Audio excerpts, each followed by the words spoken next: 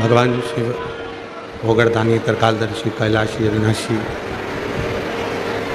शिव तत्व को स्मरण करना, भगवान शंकर की पवित्र कथा को श्रवण करना और इस पवित्र पावन भूमि पर सिद्धेश्वर शिव महापुराण की कथा ये चल रहे हैं, देखो तो सही सुनो आके। सिद्धेश्वर शिव महापुराण की कथा श्रवण करने का सौभाग्य बाबा देवाधिदेव महादेव की कृपा से आप और हमको प्राप्त हुआ है। शिव एक विश्वास का प्रतीक है और शिव महापुराण की कथा भी यही दर्शाती है कि हमारे जीवन में विश्वास कितना होना चाहिए, भरोसा कितना होना चाहिए, दृढ़ता कितनी होना चाहिए।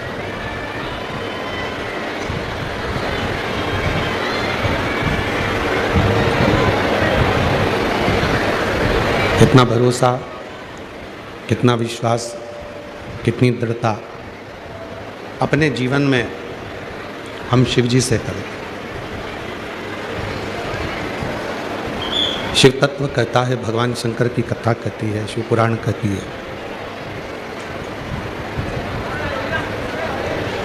ये संपूर्ण जो संसार है, संपूर्ण जो भूमि है,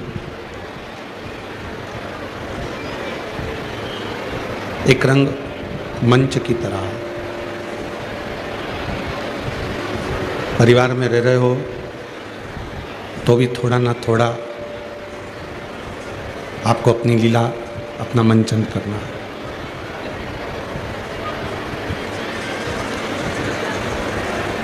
रिश्तों में रह रहे हो तो भी थोड़ा ना थोड़ा मंचन करना है। कुटुंब, परिवार, नाते रिश्ते, ये जितने भी हैं,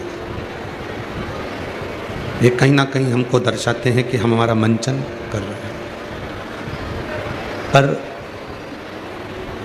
इस संपूर्ण जगत को कठपुतली की तरह नचाने वाला कोई और नहीं, स्वयं देवाधिदेव महादेव है, स्वयं शिव है।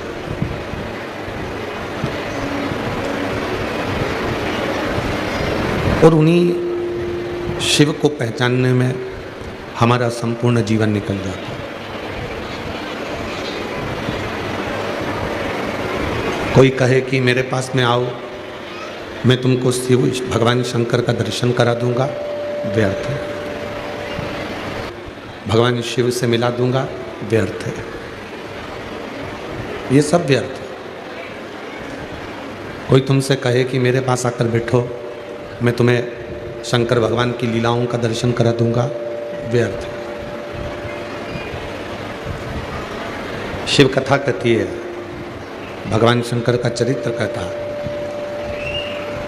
एक मानव स्वयं जब चाहे तब शिव तत्व को प्राप्त कर सकता है।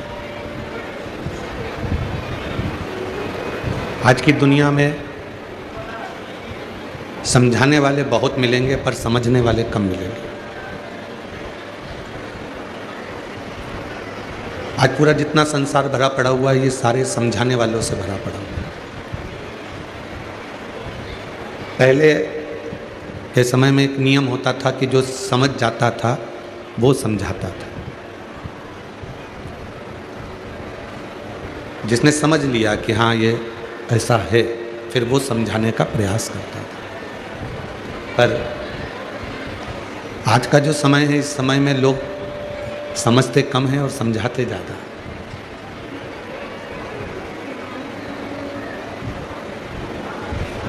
और शिव पुराण क्या कहती है कि जिसने गुलाब जामुन खाई है वही गुलाब जामुन का स्वाद बता सकता है। जिसने रसगुल्ला खाया है वो रसगुल्ले का स्वाद बता सकता है। जिसने पूरन पोली खाई है वो पूरन पोली का स्वाद बता सकता है। जिसने मालपुआ खाया वो मालपुए का स्वाद बता सकता है। और जिसने मालपुआ खाया ही नहीं है, जिसने पूरन पोली खाई ही नहीं है, जिसने रसगुल्ला गुलाब जामुन खाई ही नहीं है और वो आपको रसगुल्ले का स्वाद बताए, तो ये हो नहीं सकता, ये नहीं हो सकता। पर स्वाद भी किसको बताया जाता है? आपने आज रसगुल्ला खाया,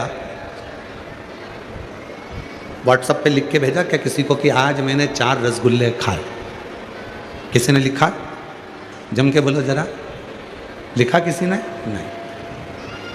आज मैंने गुलाब जामुन खाई, किसी ने अपने स्टेटस पर, किसी ने अपने इंस्टाग्राम पर लिख के डाला कि मैंने आज गुलाब जामुन खाई? कोई नहीं। जो गुलाब जामुन खा गया, जो रसगुल्ला खा गया, उसने अपने अनुभव को अपने स्टेटस पे नहीं लगाया कि मैंने गुलाब जामुन खाई, कि मैंने रसगुल्ला खाया। उसने नहीं लगाया, उसने तो बस पेट भर कर खा लिया और उसके हृदय में संतुष्टि हो गई, उसके मन में तृप्ति हो गई। उसको मतलब नहीं है कि मैंने गुलाब जामुन खाई तो मैं स्टेटस पे लगाऊं, मैंने रसगुल्ला खाया तो मैं अपने स्टेटस पे लगाऊं या फिर इंस्टाग्राम पर लगाऊं। ये उसने नहीं किया, केवल उसने अनुभव किया कि मैंने जो खाया वो मुझे तृप्ति है। कोई पूछेगा तो मैं कह सकती हूँ कि मैंने रसगुल्ला खाया था और उसका स्वाद ऐसा था। कोई पूछेगा तो मैं कह सकती हूँ कि मैंने गुलाब जामुन खाई थी, उसका स्वाद ऐसा था।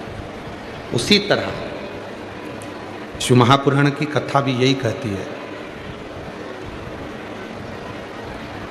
आप जब भगवान शंकर की मंदिर में जाते हैं, शिव जी को एक लोटा जल चढ़ाते हैं, शिव का गुणगान करते हैं, शिव का स्मरण करते हैं, शिव भक्ति करते हैं, शिव मंत्र जाप करते हैं, श्री शिवाय नमस्तुभ्यम का स्मरण करते हैं, या भगवान शंकर की भक्ति में डूबे रहते हैं, और कोई तुमसे पूछे क्यों तू मंत्र जपती है, तो तुझे कोई फायदा हुआ क्या? तो बस उसी तरह से हो जाना कि भैया मैंने गुलाब जामुन तो खाई है, पर मैं इंस्टाग्राम पे नहीं डाल सकती कि मैंने कितनी खाई है, मैं स्टेटस पे नहीं लगा सकती कि मैंने रसगुल्ला कितना खाया है, मैं किसी को बता नहीं सकती कि मैंने मालपुआ कितना खाया है। बस उसी तरह से श्री शिवाय नमस्तुभ्यम का जब जप करो, जब भजन करो, जब स्मरण करो, जब कीर्तन करो, राम कृष्ण हरि राम कृष्ण हरि राम कृष्ण हरि हरि विठ्ठल पांडुरंगा विठ्ठल पांडुरंगा विठ्ठल, जब जपो। कितना जप लिया ये ना बता, कितना बज लिया ये ना बता, बस इतना करो कि ये अनुभव मेरा है और ये आनंद भी मेरा, किसी दूसरे का नहीं। ये आनंद मेरी जिंदगी का वो आनंद है जिस आनंद में मैं परमात्मा की भक्ति में डूब जाता हूँ। और वो आनंद, एक बार संत श्री तुकाराम जी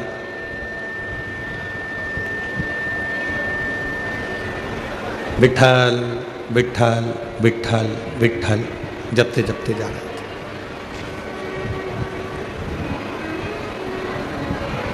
अपनी मस्ती में संत तुकाराम जी जा रहे थे, विठ्ठल पांडुरंगा विठ्ठल राम कृष्ण हरि विठ्ठल।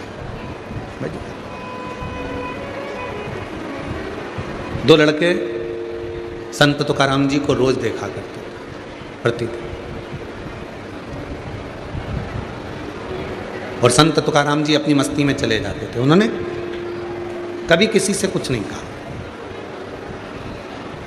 संत तुकाराम जी अपनी मस्ती में विठ्ठल पांडुरंगा पांडुरंगा विठ्ठल विठ्ठल विठ्ठल जपते।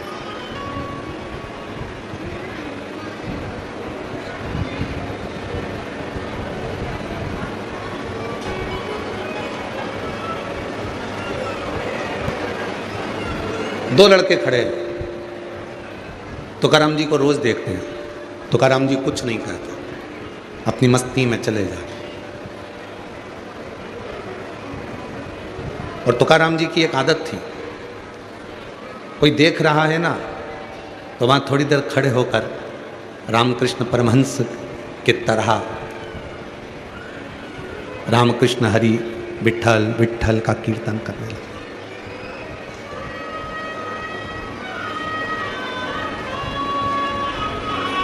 तीन दिन निकला, 4 दिन निकला, 5 दिन निकला, संत तुकाराम जी विठ्ठल विठ्ठल जपते। जो वो दो लड़के थे वो दोनों कुछ ना कुछ नशा करने के लिए वहाँ बैठते थे। ये नशा करने वालों की आदत रहती है, मदिरा पीने वालों की आदत रहती है, पीने वालों की आदत रहती है।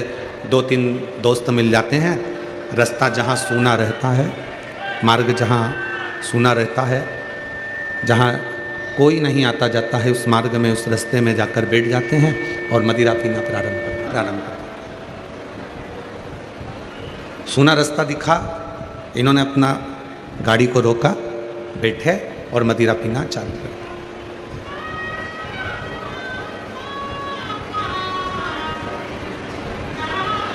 रामकृष्ण संत तुकाराम जी ये जानते थे कि ये दोनों जो हैं, ये दोनों मदिरा के नशे को धारण करने के लिए बैठते हैं और मुझे जब देखते हैं तो नशे में ही रहते हैं।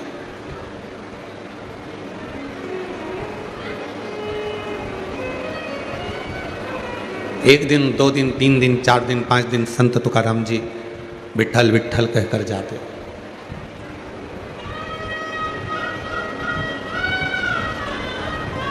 संत तुकाराम जी के स्वभाव का वर्णन करते हुए किसी संत ने कहा, 15 दिन तक संत तुकाराम जी उसी रास्ते से निकल कर जाते हैं और विठ्ठल विठ्ठल करते हुए जाते हैं। 16वें दिन संत तुकाराम जी जब उस रास्ते से निकल कर जा रहे थे तो संत तुकाराम जी विठ्ठल पांडुरंगा धीरे बोल रहे थे और वो दोनों नशा करने वाले भी विठ्ठल पांडुरंगा के नशे में डूब चुके थे। वो भगवान की अविरल भक्ति को भज रहे थे। वो विठ्ठल पांडुरंगा, विठ्ठल पांडुरंगा, विठ्ठल पांडुरंगा, विठ्ठल पांडुरंगा का भजन करते चले जा रहे थे। वो विठ्ठल पांडुरंगा कहते चले।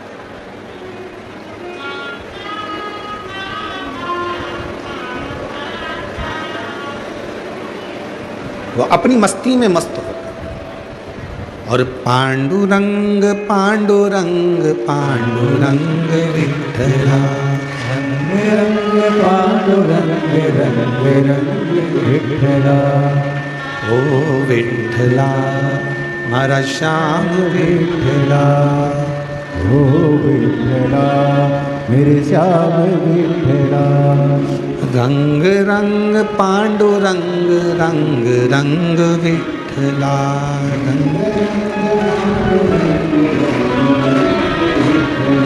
रंग रंग पांडुरंग रंग रंग विठ्ठला।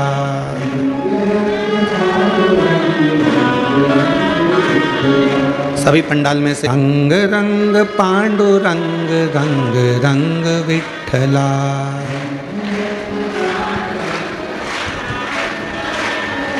रंग रंग पांडुरंग रंग रंग विठ्ठला,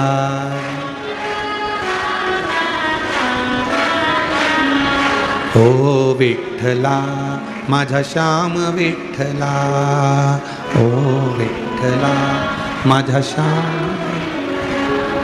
ओ विठ्ठला माझा श्याम विठ्ठला, ओ विठ्ठला माझा श्याम, रंग रंग पांडुरंग रंग रंग विठ्ठला,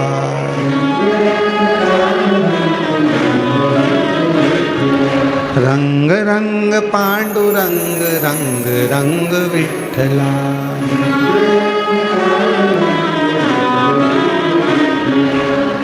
भगवान पांडुरंगा का भजन संत तुकाराम जी अभी थोड़े से चुप हुए और वो जो दोनों नशा करने वाले थे, मदिरा के नशे में डूबने वाले थे, वो दोनों हरि विठ्ठल हरि विठ्ठल हरि विठ्ठल हरि विठ्ठल पांडुरंगा हरि विठ्ठल का उच्चारण कर, वो दोनों उच्चारण।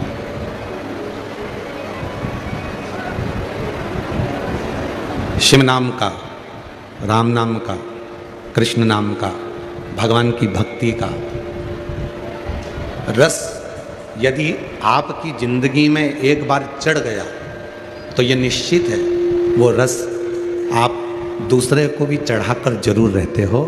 जो नहीं चढ़ पाता उसको भी चढ़ाने का प्रयास है।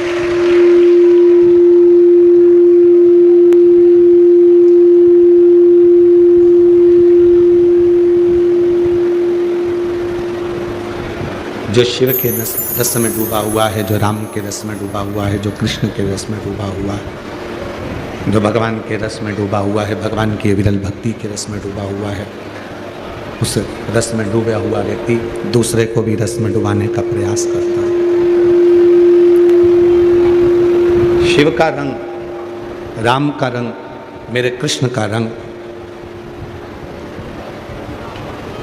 माँ जगज्जननी दुर्गा भवानी का रंग, दत्त का रंग, स्वामी समर्थ का रंग,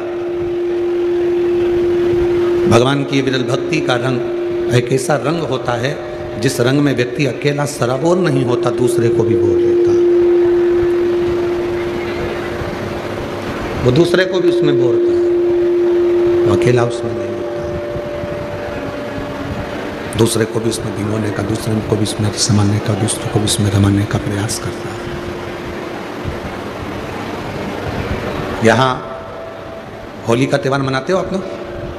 जम के तो बोलो, मनाते हो होली का त्यौहार?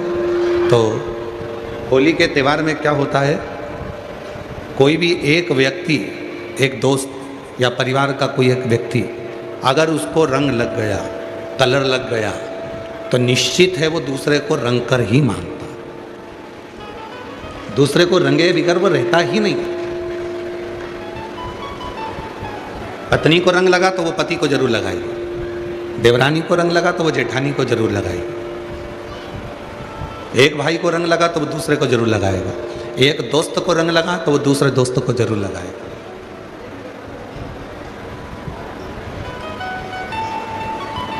बस शिव भक्ति होती ही ऐसी।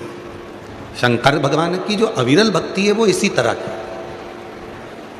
एक ने अगर जल चढ़ाना प्रारंभ करा, शिव जी के मंदिर में भगवान शंकर का गुणगान करना प्रारंभ करा, शिव जी के मंदिर में जाना प्रारंभ करा, और उसको शिव का रंग जो चढ़ गया, तो फिर उसने प्रयास करा कि कोई ना कोई दूसरा भी इस रंग में रंगे और उसकी भी जिंदगी संवरे, और वो भी शंकर की शरणागति लेकर अपने जीवन को सुखमय बनाए, आनंदमय।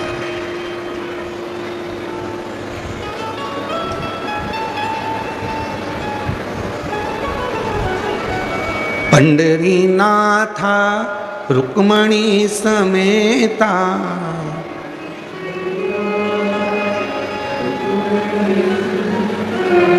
पंढरीनाथा रुक्मणी समेता,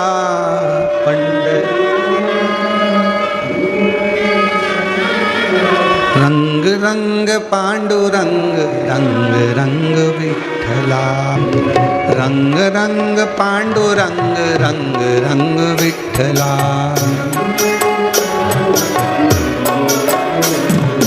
ओ विठ्ठला माझा श्याम विठ्ठला,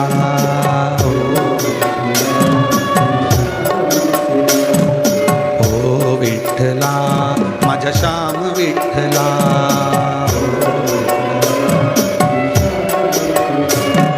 रंग रंग पांडुरंग, रंग रंग विठ्ठला,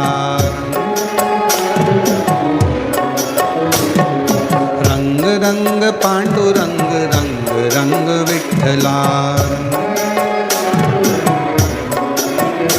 दोनों हाथों से ताली सेवा देते हुए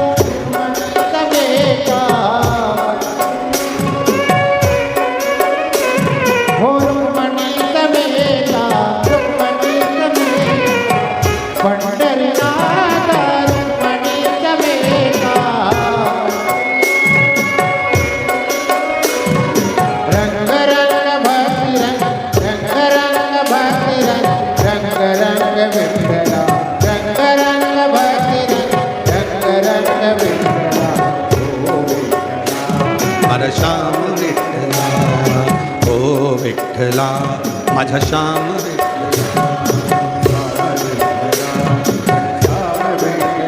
पीछे वाले भी दोनों हाथों से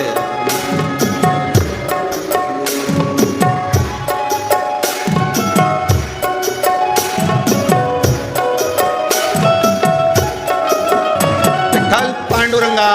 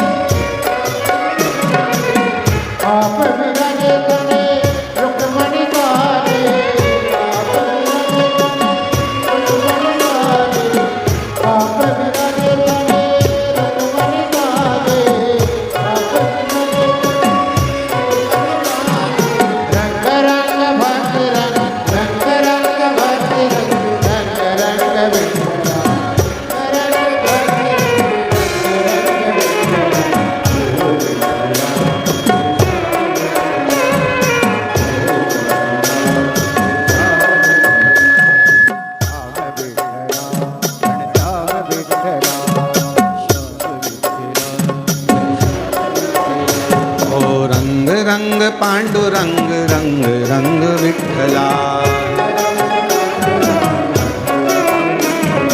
रंग रंग पांडुरंग रंग रंग विठ्ठला।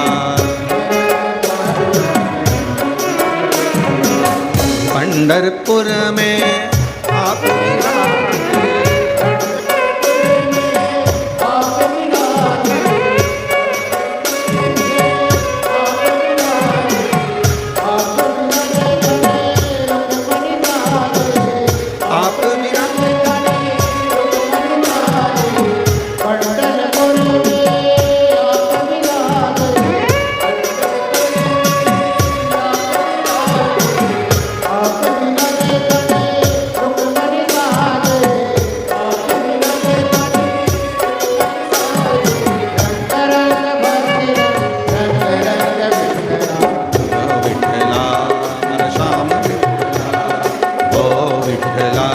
मारा श्याम विठ्ठला, ओ विठ्ठला मारा श्याम विठ्ठला, ओ विठ्ठला मारा श्याम विठ्ठला, ओ विठ्ठला मारा श्याम विठ्ठला, ओ विठ्ठला मारा श्याम विठ्ठला। रंग रंग पांडुरंग रंग रंग विठ्ठला, रंग रंग पांडुरंग रंग रंग विठ्ठला, ओ रंग रंग पांडुरंग रंग रंग विठ्ठला, रंग रंग पांडुरंग रंग रंग विठ्ठला। और विठ्ठल पांडुरंग भगवान भगवान हरि विठ्ठल पांडुरंग अपने स्थान पर बैठकर भगवान शिव को अपने मन को याद करिए, दिल से प्रार्थना करिए, निवेदन करिए, विनय करिए। जहाँ जगह मिले वहाँ बैठकर बाबा को अपने मन का भाव कहो, प्रार्थना करिए, विनय करिए, निवेदन करिए। हृदय से बाबा को अपने मन का भाव कहिए।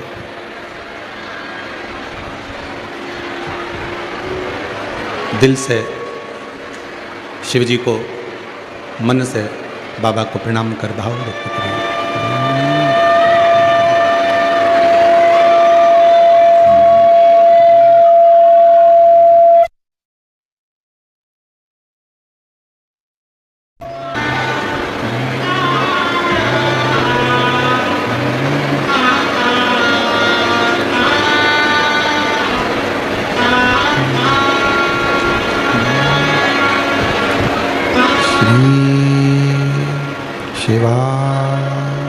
नमस्तु श्री शिवाय नमस्तु श्री शिवाय नमस्तु श्री शिवाय नमस्तु श्री शिवाय नमस्तु भोला सब दुख काटो मारा, ओ भोला सब दुख काटो मारा। शिव शंकर जपो तेरी माला, भोले बाबा जपो तेरी माला, भोला सब दुख काटो मारा, ओ भोला सब दुख काटो मारा। वेश है मंगलकारी, वेश है मंगलकारी, शमशान वासी हमारा, शमशान वासी हमारा, ओ भोला सब दुख काटो, ओ भोला सब दुख काटो।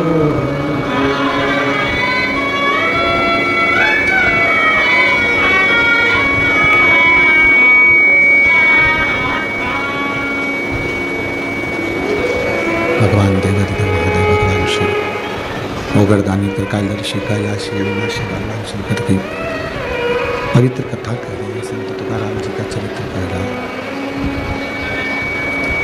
संत तुकाराम जी का चरित्र वर्णन कर रहा है, शिव तत्व कह रहा है, भगवान शंकर की कथा कर रही है, शिव महापुराण की कथा कर रही है,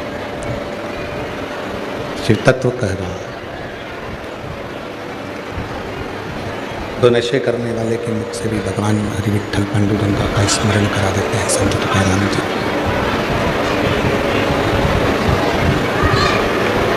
उनको भी भगवान की विरल भक्ति में एक रंग, जैसे अभी आपको कथा में कहा कि एक व्यक्ति को अगर रंग लगता है तो वो दूसरे व्यक्ति को लगा देता है, दूसरा व्यक्ति को लगता है तो दूसरे व्यक्ति को लगा देता है, वो एक दूसरे को लगाता है, उस रंग में डुबाने का प्रयास करता है। शिव कथा इसी को कहती है, भगवान शंकर की शरणागति इसी को कहती है, शिव तत्व इसी को कहते हैं।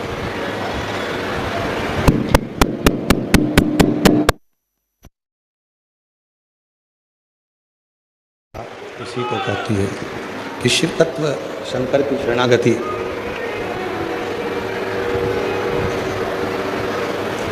भगवान विष्णु, भगवान नारायण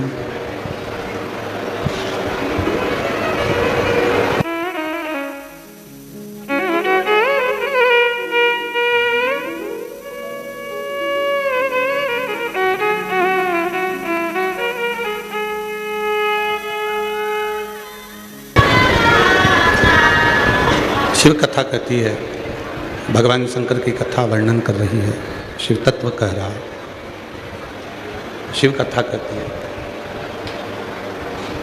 भगवान शंकर की पवित्र कथा वर्णन कर रही है। भगवान विष्णु स्वयं भगवान नारायण भगवान शंकर के रंग में ऐसे रंगे हुए थे, भगवान शिव की भक्ति में ऐसे रंगे हुए थे कि एक बार ब्रह्मा जी और भगवान विष्णु के बीच में एक प्रश्न खड़ा हो गया। ब्रह्मा जी के मन में यह भाव उत्पन्न हो गया कि यह संपूर्ण सृष्टि का रचना करता है, ये संपूर्ण सृष्टि का रचना बस मैं ही कर रहा हूँ, बाकी का कोई नहीं कर रहा। इस सृष्टि की रचना करने वाला केवल हूँ तो मैं ही हूँ, बाकी का कोई दूसरा नहीं, कोई दूसरा रचना नहीं कर रहा। पर भगवान विष्णु उनको समझा रहे, भगवान नारायण उनको समझाने का प्रयास कर रहे हैं कि ये रचना केवल तुम्हारी नहीं है। जब तक शिव की कृपा ना हो, शंकर की करुणा ना हो, शिव की दया ना हो, तब तक ये रचना तुम्हारी हो ही नहीं सकती। दुनिया के लोगों को क्या लगता है कि घर चला रहा हूं तो मैं चला रहा हूं, दुकान चला रहा हूं तो मैं चला रहा हूं। उसी तरह ब्रह्मा जी के मन में भी संशय उत्पन्न हो गया था। ब्रह्मदेव के मन में भी संशय था, और ब्रह्मा जी के मन में संशय ये था कि इतनी बड़ी जो सृष्टि की रचना है ये केवल मैंने ही करी है, बाकी के कोई इस रचना को कर नहीं सकता। और कथा क्या कहती है? प्रभु आपकी कृपा से सब काम हो रहा, भोले आपकी कृपा से सब काम हो रहा है। करते हो भोले बाबा मेरा नाम हो रहा है, करते हो भोले बाबा मेरा नाम हो रहा है। प्रभु आपकी कृपा से सब काम हो रहा है। कथा कहती है कि संपूर्ण जगत में भगवान विष्णु का चरित्र कहता है कि भगवान नारायण कहते हैं कि संपूर्ण जगत का पालन करता, संपूर्ण जगत का संहार करता और संपूर्ण जगत को साधने वाला यदि कोई एक है तो वो केवल शिव है। और ब्रह्मा जी उसको स्वीकार नहीं करते, ब्रह्मदेव उसको स्वीकार करने को तैयार नहीं, ब्रह्मा उसको स्वीकार नहीं कर रहे। ब्रह्मा जी कहते हैं कि मैंने ही सृष्टि का निर्माण किया, मैंने सृष्टि की रचना करी, मैं ही सृष्टि का पालन करता हूँ, मैं ही सृष्टि का संहार करता हूँ, इसके सिवा कोई सृष्टि का संहार करता नहीं हो सकता, इसके सिवा कोई सृष्टि की रचना करता नहीं हो सकता। ब्रह्मा जी के मन में यह भेद होगा। ब्रह्मा जी को लगता है कि केवल मैं ही सृष्टि की रचना कर सकता हूँ, मैं ही संहार कर सकता हूँ। पर भगवान विष्णु जो शंकर भगवान के रंग में रंगे हुए थे, जैसे पूरा यवतमाल जो क्षेत्र है, आरणी जो क्षेत्र है, ये संपूर्ण जिला, कल भी आपको कहा था कि शिव के रंग में रंगने वाला जिला है पूरा यवतमाल जिला, पूरा जिला। यहाँ का एक एक शिवालय, यहाँ का एक एक शंकर जी का मंदिर, एक एक शिव तत्व। और सबसे बड़ी खुशी की बात तो ये भी है कि यहाँ के जितने शिवालय हैं उसमें से आधे से ज़्यादा शिवालय स्वयंभू प्रकट शंकर जी हैं, स्वयं।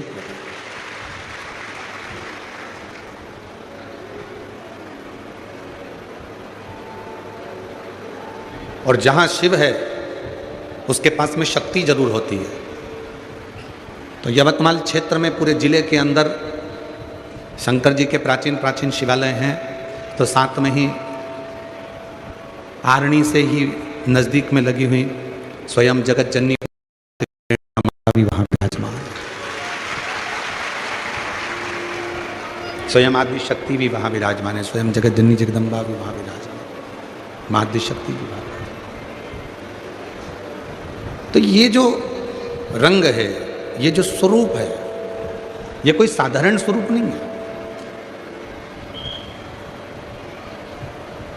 ब्रह्मा जी के मन में जो संशय था, ब्रह्मा जी के हृदय में जो संशय था कि ये संपूर्ण जगत में ही चला रहा हूँ, मैं ही संहार करता हूँ और मैं ही जन्म देने वाला हूँ और मैं ही चलाने वाला हूँ। तो भगवान विष्णु जिन भगवान शिव के रंग में रंगे हुए थे, भगवान शंकर के रंग में रंगे हुए थे, उन्होंने ब्रह्मा जी को भी इस रंग में रंगना चाहा।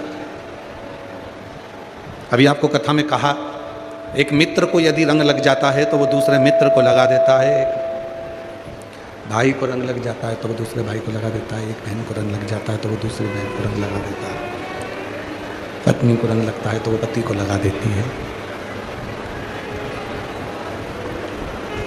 उसी तरह भगवान विष्णु ने जो शिव रंग रंगा है, भगवान नारायण को जो शंकर का रंग जो लगा हुआ है, वो रंग उन्होंने ब्रह्मा जी को रंगाना चाहा। पर किसी किसी व्यक्ति के जीवन में ऐसा होता है कि जो बहुत उन्नति की सीढ़ी पर चढ़ जाता है, बहुत तरक्की की सीढ़ी पर चढ़ विराजमान हो जाता है, बहुत ऊंचे पद पर जो पहुंच जाता है, कोई अच्छी प्रतिष्ठा हो गई, धन हो गया, वैभव हो गया, सत्ता हो गई, दौलत हो गई, कोई अच्छा पद मिल गया, कुर्सी मिल गई, तो वो फिर दो चीज़ें उसके सम्मुख में आ जाती है। जैसे ही पद बढ़ा, कुर्सी बढ़ी, प्रतिष्ठा बढ़ी, मान बढ़ा, धन बढ़ा, वैभव बढ़ा, तो दो चीज़ें उसके सामने आती हैं। पहली, उसके घर में जब भी कोई शुभ कार्य होगा, उसके घर में जब कोई शादी ब्याह फंक्शन कोई अच्छा कार्य होगा, तो पहला कार्य क्या होगा कि उसके घर में घर के लोग कम दिखेंगे और बाहर के लोग ज़्यादा दिखेंगे। धन बड़ा, वैभव बड़ा, सत्ता बड़ी, कुर्सी बड़ी, पद बड़ा, प्रतिष्ठा बड़ी, और जैसे ही ये सब कुछ बढ़ता है तो घर के लोग उसके शुभ कार्य में कम मिलते हैं और बाहर के लोग ज़्यादा मिलते हैं, बाहर के लोग ज़्यादा। दूसरा,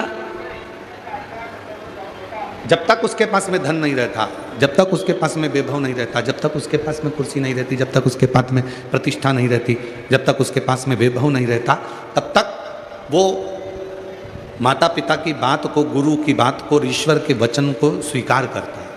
और जैसे ही उसके पास में पद आ जाता है, प्रतिष्ठा आ जाती है, इज्जत बढ़ जाती है, बहुत सारा वैभव बढ़ जाता है, तो फिर वो उसको जो ईश्वर की बातें हैं, उसको जो धर्म की बातें हैं, उसको जो सनातन की बातें हैं, जो सत्कर्म की बातें हैं, वो सब ढोंग लगने लगती है, प्रपंच लगने लगता है। दो चीज़ें उसके जीवन में।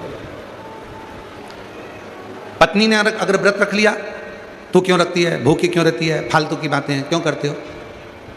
वैभव बड़ा, धन बड़ा, कुर्सी बड़ी, पद बड़ा, प्रतिष्ठा बड़ी, सम्मान बड़ा, तो फिर ईश्वर उसको ठीक नहीं लगता, ये सब आडंबर लगने लगता है सब। और शिव महापुराण की कथा क्या कहती है, भगवान शंकर का चरित्र क्या कहता है, सारे देव देव हैं और उसमें एक देव, मेरा देव अधिदेव महादेव है, मेरा शिव। जितने व्रत माता लक्ष्मी ने नहीं करे, जितने व्रत माता सरस्वती ने नहीं करे, जितने व्रत किसी इंद्राणी ने नहीं करे, जितने व्रत किसी देवता ने नहीं करे, उतने व्रत मेरी माँ जगज्जननी जगदम्बा, उतने व्रत मेरी माँ आद्य शक्ति पार्वती माँ धारण करती है। जितने कोई ना कर पाया उतने व्रत मेरी माँ जगज्जननी जगदम्बा। क्यों? माँ जगज्जननी ये दिखाना चाहती है, माँ जगज्जननी ये बताना चाहती है, माँ जगज्जननी ये दिखाना चाहती है कि पद बढ़े, प्रतिष्ठा बढ़े, नाम बढ़े, शोहरत बढ़े, इज्जत बढ़े, धन बढ़े, तो उसके साथ में तुम्हारी श्रद्धा और तुम्हारा विश्वास भी बढ़ना चाहिए। तुम्हारी श्रद्धा भी बढ़े और विश्वास भी।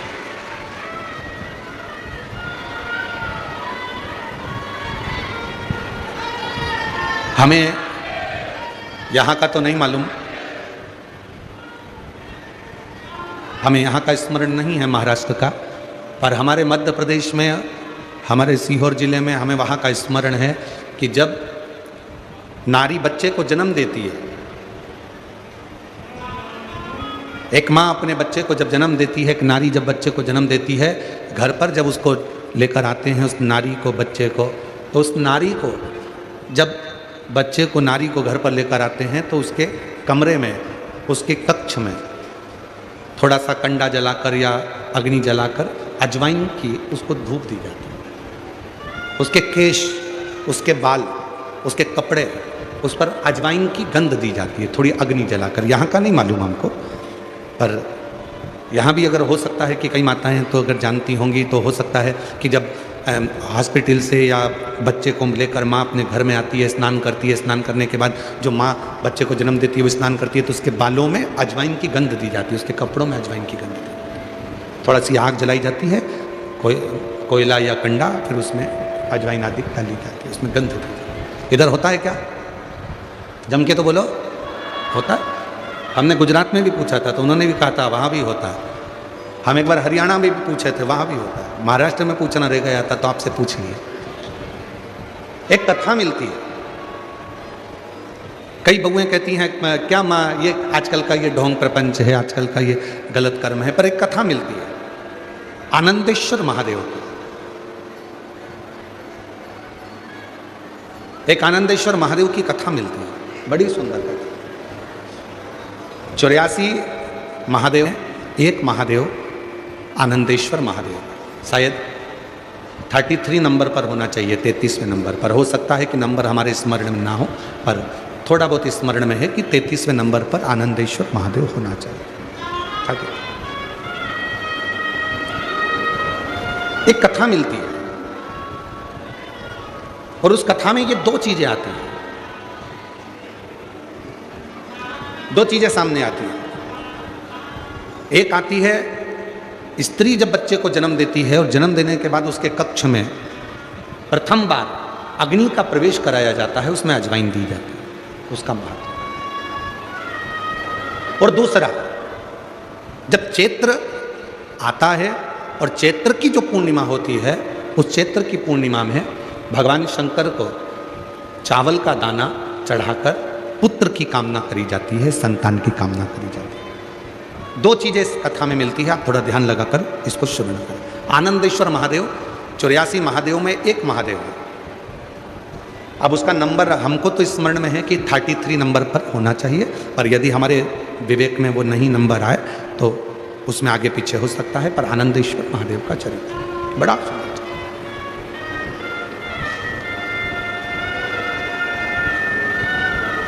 एक नगर में एक राजा हुआ जिनका नाम था अनमित्र।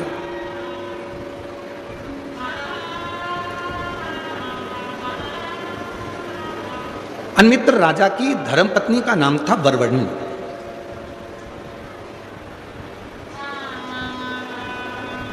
वरवर्णी उनकी पत्नी थी।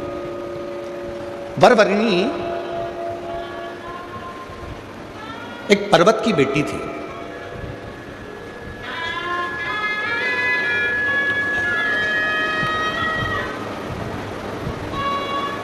बड़ी सुंदर थी, विद्वान भी बहुत थी।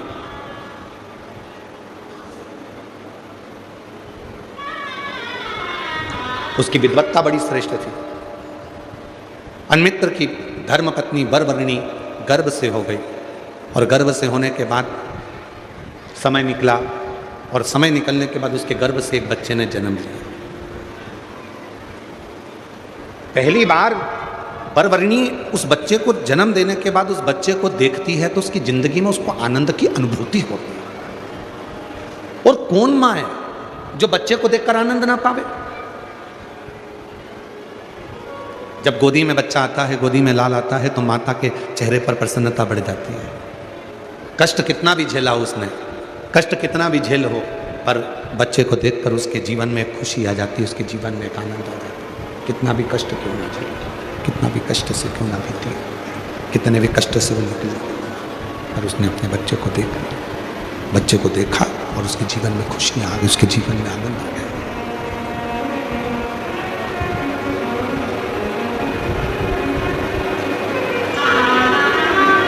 महाराज वरवर्णी अपने पुत्र को देखती हैं, अपने बेटे को देखती हैं, तो उनके जीवन में एक आनंद का अनुभव होने लगता है, आनंद की अनुभूति होने लगती है। अब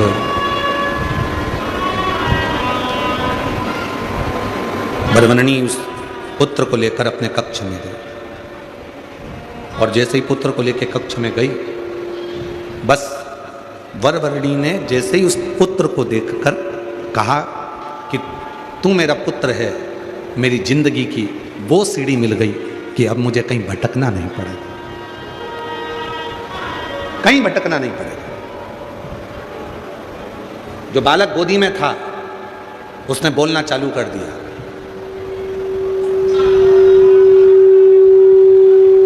जन्म लिया बालक कभी बोलता नहीं, पर वो बालक बोल रहा है। जन्म लिया बालक बोलता नहीं, पर वो बालक बोल रहा है। बालक बोलना प्रारंभ करता है।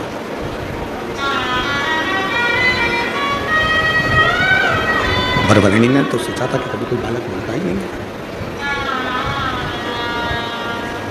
वो बालक ने बोलना प्रारंभ कर दिया। शंभो शंभो शंभो शंभो शंभो शंभो शंभो शंभो शंभो शंभो शंभो शंभो शंभो। वरवर्णी को तो लगा कि बालक बोलने लगा, बोल रहा है। अब जब बालक बोलने लगा, उसके मुख से आवाज निकलने लगी, शब्द निकलने लगा। वरवर्णी जैसे ही बोली कि तू मेरा पुत्र है, तू मेरा आनंद है, तू मेरी वो सीढ़ी है जो मुझे सुख प्रदान करेगी, तो वो सीढ़ी है जो मुझे सुख देगी, आनंद देगी, सुख प्रदान करेगी। शंभु शरणे मां दुख काटो दया दीन दर्शन ओ शंभु शरणे मांगू घड़ी रे दुख काटो।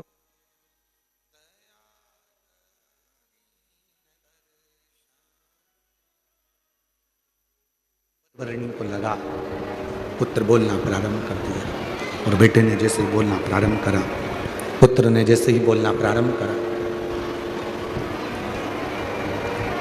बेटा जैसे ही बोलना प्रारंभ करा, वरवर्णी की बुद्धि स्थिर ही नहीं रही। आज तक मैंने नहीं देखा कि कोई बच्चा जन्म के समय पर बोल रहा। आज तक मैंने ये नहीं देखा कि कोई बच्चा जन्म के समय पर बोल रहा।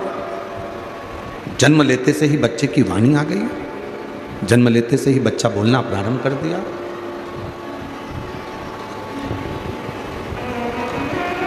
ये विचार ही नहीं करा कभी जिंदगी में, क्या ऐसा हो सकता है? शिव कथा कर रही है, अवंतिका खंड, स्कंद पुराण, आनंदेश्वर महादेव की कथा वर्णन कर रही है।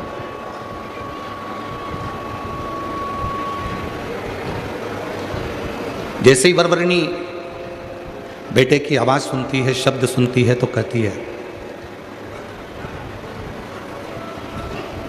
तुम क्या कहना चाहते हो? बच्चा कहता है कि आप कहती हो कि मैं तुम्हारी सोने की सीढ़ी हूं। सामने एक बिल्ली बैठी है, वो इंतजार कर रही है कि माँ यहां से निकल कर जाए और मैं इस मांस के छोटे से टुकड़े को, इस बच्चे को लेकर भाग जाऊं, खा जाऊं। आप कहते हो कि मेरे सोने की सीढ़ी है, बिल्ली भी इंतजार कर रही है कि ये मेरा भोजन है। और एक असुरी, एक राक्षसी सामने बैठकर मुझे झांक रही है, जातहरणी, जिसका नाम है जातहरणी। वो भी मुझे देख रही है, वो भी मुझे खाना चाहती है, वो भी मुझे ले जाना चाहती है। जातहरणी का मतलब मालूम है? एक असुर हुए थे, दुस्सह असुर। ब्रह्मा जी जब तप साधना कर रहे थे, और तप साधना करने के बाद ब्रह्मा जी को जब बार बार उनको परेशान किया जा रहा था उस तप साधना में, तो एक असुर प्रकट हो गए थे जिसका नाम था दुस्सह। दुस्सह असुर की एक बेटी थी जिसका नाम था जातहरणी। जातहरणी का काम क्या था? जातहरणी को वर प्राप्त था कि 3 घर से बच्चों की चोरी करेगी। पहले घर से बच्चा चुराती थी, दूसरे घर में रखती थी, दूसरे घर का बच्चा उठाती थी, तीसरे घर में रखती थी, और तीसरे घर का बच्चा उठाती थी और उसका भोजन वो खुद करती थी।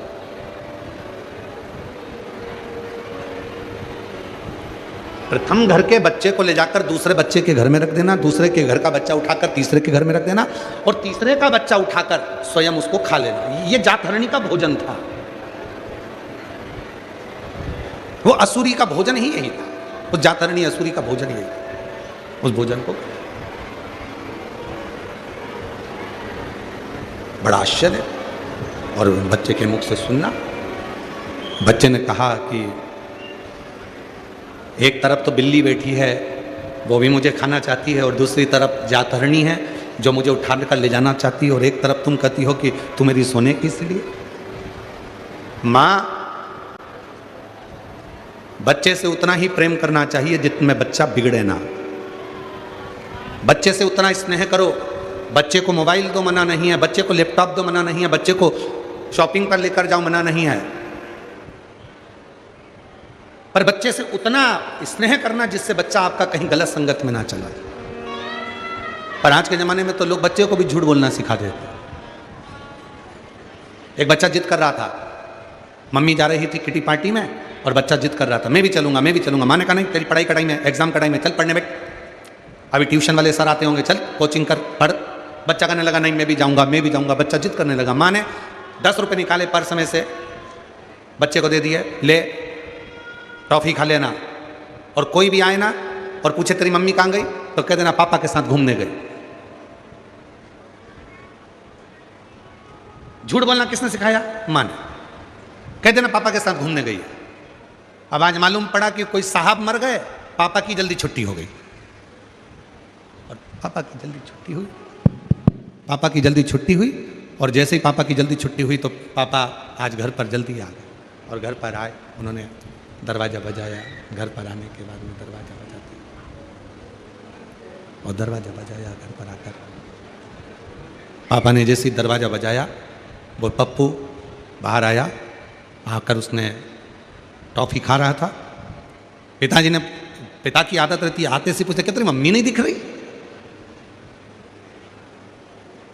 आते से ही पूछेंगे तुमचा आई कट्ठे, आई कहाँ है? तुरंत आते से पूछेंगे। और उसने तुरंत आते से पूछा क्यों तेरी माँ नहीं दिख रही, तेरी मम्मा नहीं दिख रही? इतने में बच्चा टॉफ़ी खा रहा था, उसने देखा ही नहीं कि पापा है। उसने तो कह दिया मम्मी पापा के साथ घूमने गई है। पापा ने एक थप्पड़ रख कर दिया, तेरा बाप यहाँ खड़ा है, किसके साथ चली गई? तेरा पिता तो यहीं खड़ा। फिर वो गई किसके साथ? किसके साथ? बस इतना सुना। झूठ बोलना सिखा दिया माँ ने। बच्चे को ट्यूशन में बैठकर पढ़ाना सिखाना पड़ता है। बच्चे को कोचिंग देना पड़ती है। केवल एक मोबाइल ऐसा होता है कि किसी बच्चे को मोबाइल की कोचिंग नहीं देना पड़ती है।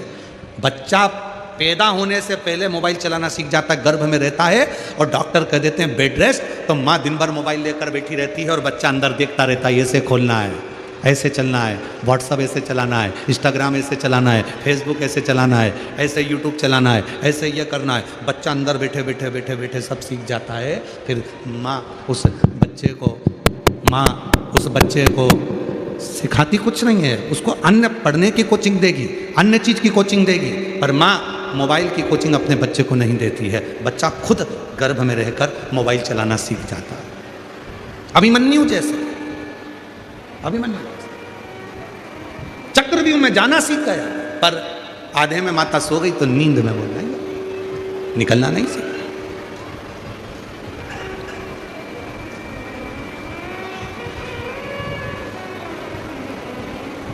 देव, हम मना नहीं करते तुम्हारे बच्चे को मोबाइल मत दो, देव, हम मना नहीं करते तुम्हारे बच्चे को मोबाइल मत दीजिए, पर उस बच्चे को मोबाइल भी उतना दीजिए जितना उसकी ज़िंदगी के लिए सार्थक हो। उसकी ज़िंदगी बिगाड़ दे तो वो मोबाइल किसी काम का नहीं।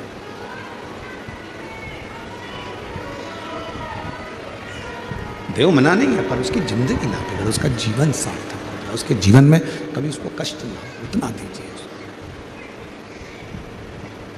शिव कथा करिए, भगवान शंकर का चरित्र करिए। मैंने तेरे ही भरोसे बाबा, तेरे ही भरोसे हवा बीच उड़ती जावांगी बाबा, डोर तो चढ़ी नाम कटी जावांगी। भोले मैं तेरी बता, शंभू मैं तेरी बता, हवा बिच उड़ती जावांगी बाबा, डोर हत्तो छड़ी नाम कटी। शिव कथा कर रही है, भगवान शंकर का चरित्र कह रहा है। उस जातरणी ने, वो बच्चा कह रहा है, एक तरफ बिल्ली बैठी है, एक तरफ जातरणी बैठी है, एक तरफ तुम बैठी हो, तुम कह रही हो कि ये मेरा पुत्र है, तुम कहती हो कि मेरे सोने की सीढ़ी है, ये स्वर्ण सीढ़ी। वो जातरणी मुझे देख रही, माँ तुम मुझसे प्रीत मत रखो। वो बच्चा कह रहा है अपनी माँ वरवरणी से, तुम मुझसे प्रीत मत रखो। मैं तो कुछ दिन का हूँ, थोड़े से दिन मेरे हैं जीवन के, मुझे थोड़ा सा दिन मिला है जीवन में, मेरी थोड़ी सी जिंदगी है, जितना जीलूंगा जीलूंगा।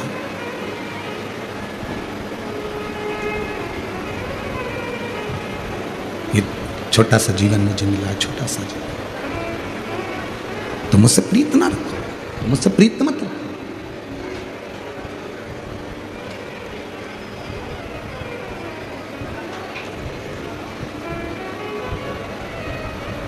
थोड़ी देर बाद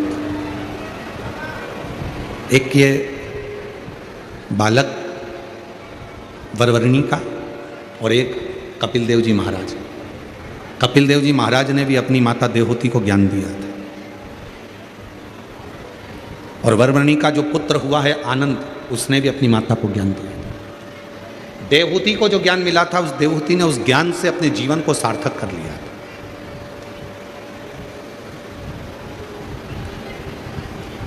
देवहूति ने उस ज्ञान से अपने जीवन को सार्थक कर लिया था कि मेरे बेटे ने मुझको ज्ञान दिया। श्रीमद् भागवत कथा में माता देवहूति का चरित्र आता है कि माता देवहूति को अपना पुत्र स्वयं कपिल देव जी महाराज उनको ज्ञान दे रहे थे, स्वयं पुत्र ज्ञान दे रहा है। और शिव पुराण यह कहती है कि ज्ञान कहीं से भी प्राप्त हो, कैसे भी प्राप्त हो, कभी भी प्राप्त हो, उसको ग्रहण कर लेना चाहिए। पर ज्ञान आडंबर के अंधकार में नहीं होना चाहिए, पाखंड के अंधकार में ज्ञान नहीं होना चाहिए। आज दुनिया चमक देखकर जगह जगह चली जाती है और उसको मालूम नहीं है कि इस चमक से एक ना एक दिन उसके नेत्र खराब हो सकते हैं। क्यों किसी आडंबर में फंसते हो, क्यों किसी पाखंड में जाते हो? जब राम कथा में माता कौशल्या जी ने राम जी के लिए भाग्य पूछा था, तब शंकर भगवान ने मना कर दिया था कि मैं किसी का भाग्य नहीं बताता, मैं भाग्य बताता नहीं हूं। शंकर जी ने कहा था मैं भाग्य बना देता हूं पर बताता नहीं। जब माता यशोदा जी ने भगवान शंकर से पूछा था कि मेरे पुत्र कृष्ण का भाग्य बता दो, तब भगवान शंकर ने कहा था मैं किसी का भाग्य बताता नहीं हूं, मैं भाग्य बना देता हूं। शिव भगवान शंकर की शिव पुराण, भगवान शंकर पर चढ़ाया गया एक लोटा जल, भगवान शंकर का भजन, भगवान शंकर का स्मरण, भगवान शंकर की कथा, भगवान शंकर का मंत्र जाप, श्री शिवाय नमस्तुभ्यम, ओम नमः शिवाय, नमः शिवाय, ये तुमको भाग्य बताएगा नहीं पर भाग्य तुम्हारा बना देगा। ये भाग्य बनाएगा।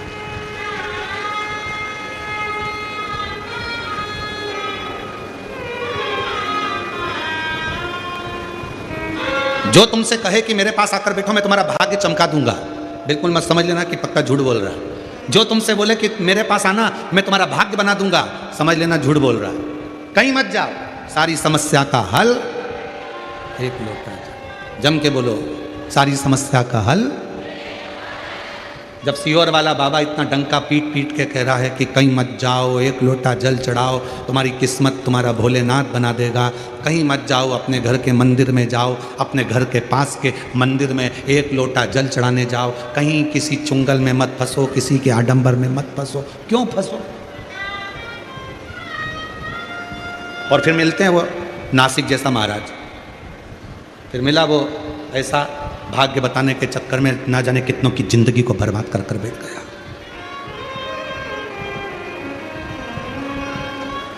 क्यों जाना, क्यों आडंबर में फंसना, क्यों पाखंड में फंसना? एक लोटा जल सारी समस्या का हल। जब दुनिया का हल, राम जी महाराज सेतु पर चढ़ाई, सेतु बांधना चाहते हैं, लंका पर चढ़ाई करना चाहते हैं, तो मेरे राम जी ने एक लोटा जल चढ़ाया, शिव जी को राजी करा, लंका का राज्य पाया। मेरे भगवान कृष्ण के घर में जब 16,108 रानियां थीं, संतान का सुख नहीं हुआ, तो गर्गाचार्य बाबा से पूछा कि मैं क्या करूं जिससे मुझे संतान हो। गर्गाचार्य बाबा ने कहा शिव जी की साधना करो, एक लोटा जल चढ़ाओ। एक एक रानी के साथ में 11-11 दिन तक बैठकर भगवान कृष्ण ने 16,108 रानियों के साथ बैठकर शिव जी की साधना करी और उनके घर में 1,77,186 बच्चे हुए। शिव की कृपा से, शंकर की करुणा से, शिव की उदार, शंकर की साधना से। राम जी शिव जी की साधना करते, भगवान कृष्ण शिव की साधना करते। ऐसा कोई देव बता दो जो भगवान शंकर की साधना नहीं करता। भागवत पुराण, अग्नि पुराण, नर्मदा पुराण, पद्म पुराण, जितनी पुराण उठाकर देखना सारी पुराणे उठाकर देखिए, और जितने चरित्र उठाकर देखना उतने चरित्र उठाकर देखिए। कोई एक देवता का नाम बता दो जो शंकर भगवान के शिवलिंग की पूजन नहीं करता हो।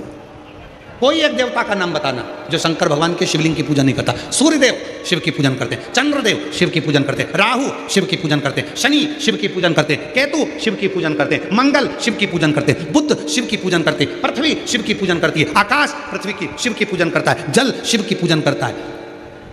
20 लाख योनि, 84 लाख योनि में से 20 लाख योनि वृक्ष की है, पत्तियों की है, पौधों की है, इन पौधों की, इन वृक्षों की है 20 लाख योनि। ए भाई, खींच खींच के बोलना पड़ रहा है, कब तक खींच के बोलेंगे, गला दुख रहा है।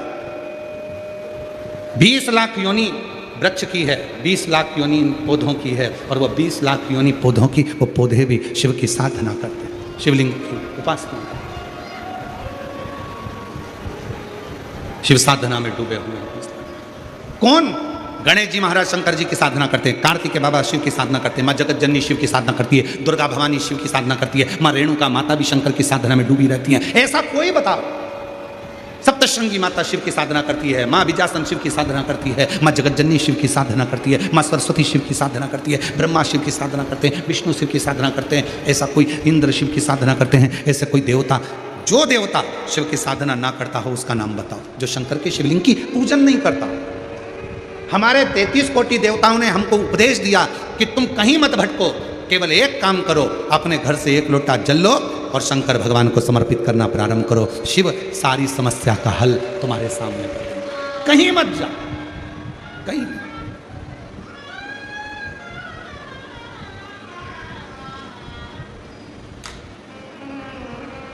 तुझ में राम, मुझ में राम, सब में राम समाया है, जित देखो उत राम की ही माया है। सब में राम समाया, कोई अलग, सब में, जहाँ देखो वही राम है। सीहोर कौन कौन गया? हाथ उठाओ जरा। कुबेरेश्वर धाम गए हो आप लोग? वहाँ क्या कहा जाता है? कंकर शंकर। क्या कहते हैं? कंकर शंकर। वहाँ ये नहीं कहा गया कि कोई इंसान शंकर है, वहाँ ये नहीं कहा गया कि कोई बाबा जोगी सन्यासी शंकर है, वहाँ ये कहा गया कि कंकर शंकर है। आप कंकर को उठाओ, पूजन करो, शंकर माना, पूजा लेकर अपने घर आ गए, वो कंकर को शंकर मान लिया, कंकर को शंकर। फिर ना कोई विचार, ना कोई सोच, ना कोई दृष्टि।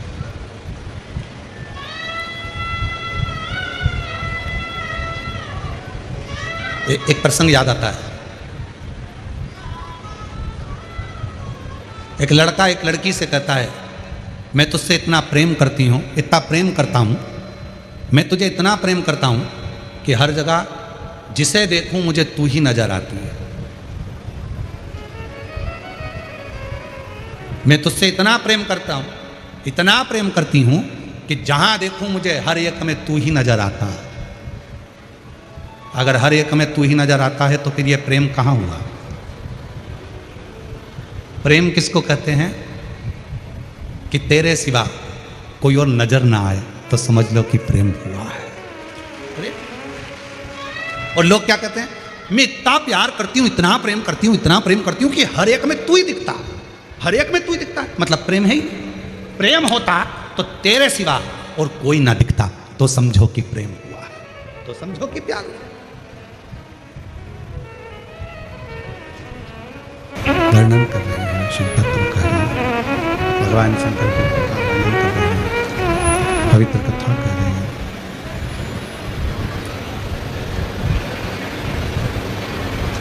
जातरणी एक ऐसी असुरी, एक ऐसी असुरी जातरणी जो 3 जगह से बच्चों को लेकर जाती है। एक जगह से उठाती, दूसरी जगह रखती, दूसरी जगह से उठाती, तीसरी जगह रखती है, और तीसरी जगह के बच्चों को उठाकर खा लेते हैं। उसका भोजन बन जाता है, उसका भोजन बन जाता है। तीसरी जगह के बच्चों को उठाकर उसका भोजन बना लेते हैं। वो जाता है।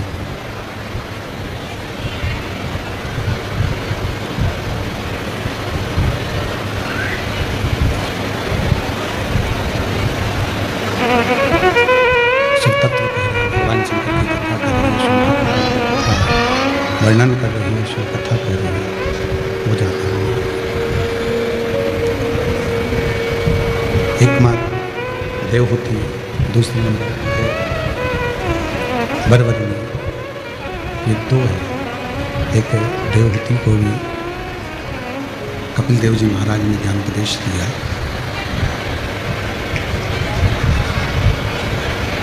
और वरवरणी को भी उसके पुत्र ने ज्ञान उपदेश दिया है।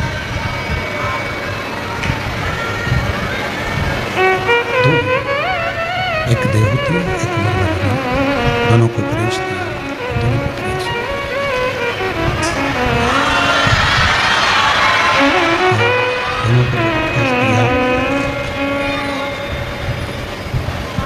देवहूति ऋतुप्रेष को,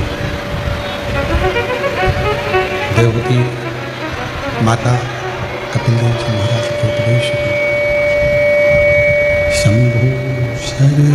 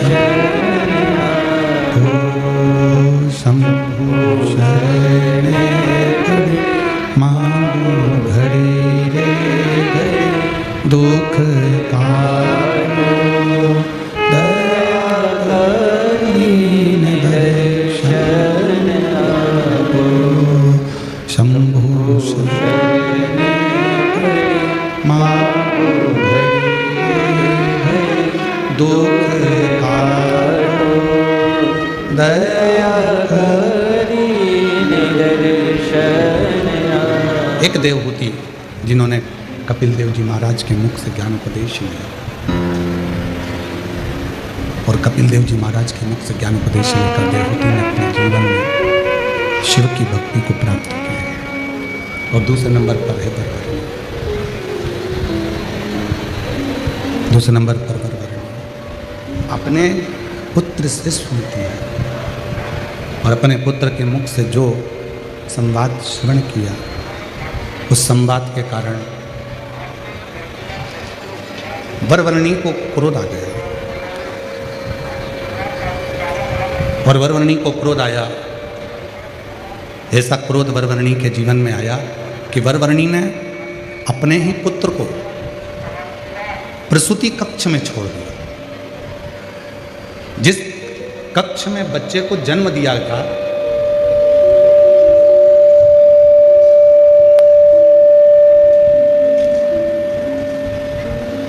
जिस कक्ष में बच्चे को जन्म दिया था उसी कक्ष में अपने पुत्र को छोड़ दिया। क्यों? क्योंकि वो बच्चा उपदेश दे रहा था। अब दो उपदेश का क्रम शिव महापुराण कथा कर रही है। एक है माता देवहूति के लिए कपिल देव जी महाराज का उपदेश और दूसरा है वरवरनी के लिए आनंद का उपदेश, वरवरनी के पुत्र आनंद का उपदेश। दो उपदेश।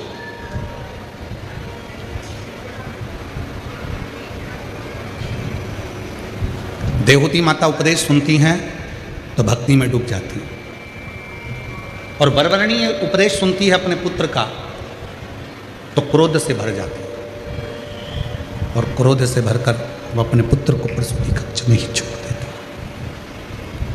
प्रसूति कक्ष में छोड़ देती है, उसको छोड़कर वापस चली जाती है। बस अपनी कक्ष में वापस चली जाती है।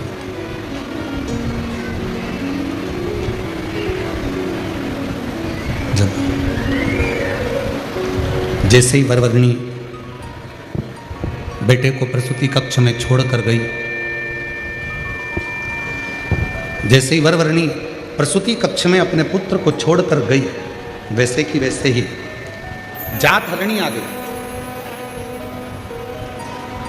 और वो जातहरणी जिसको वर था 3 स्थान से बच्चों को बदलने का, एक स्थान से लेकर जाती थी, दूसरे जहाँ बच्चे का जन्म हुआ था वहाँ रख देती थी और वहाँ के बच्चे को उठाकर तीसरी जगह ले जाती थी, तीसरी जगह रखकर उसका भोजन करती, तीसरी जगह के बच्चे को उसको खाना था, उसको वर था।